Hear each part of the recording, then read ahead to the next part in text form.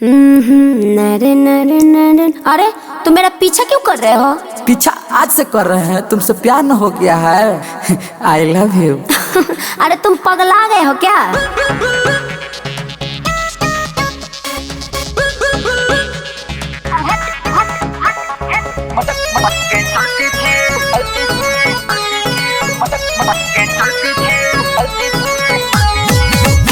Music by Neha studio.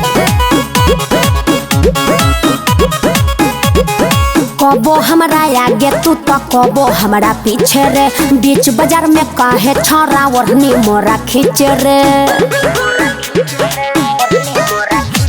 अरे कबो हमरा आगे तू तो कबो हमरा पीछे रे, बीच बाजार में काहे छोरा ओढ़नी मोरा खींचे रे। ओढ़नी काहे के संग आई है कामर गलती थी, ओढ़नी काहे के संग आई है कामर गलती थी, गलती थी। काहे ताकती थी हमको पर? क्या? जब प्यार नहीं था काहे आगे मटक मटक के चलती थी? पागल। देख के हमको काहे तुम उठवा पे उठवा मलती थी? ए ज्यादा सुंदर बड़ा यही से।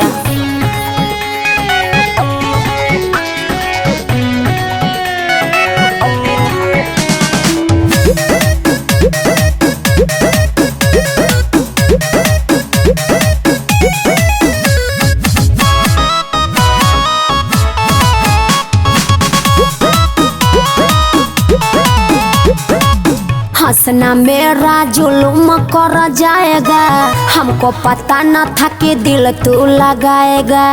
अरे जाओ अपना काम करो।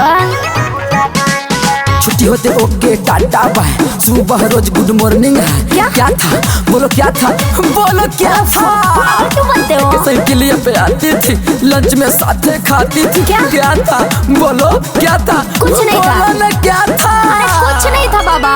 हमसे मिलने अकेले में आती थी तुम, प्यार से मीठी बात बतियाती थी तुम। फंस गई घर से तेरे साथ जो निकलती थी, फंस गई घर से तेरे साथ जो निकलती थी, निकलती थी। बीड़ी पीने से काहे मना करती थी? झूठा जब प्यार नहीं था काहे आगे मटक मटक के चलती थी? ओहो, क्यों बकवास करते हो? देख के हमको काहे तुम उठवा पे उठवा मलती थी? चल हट झूठा।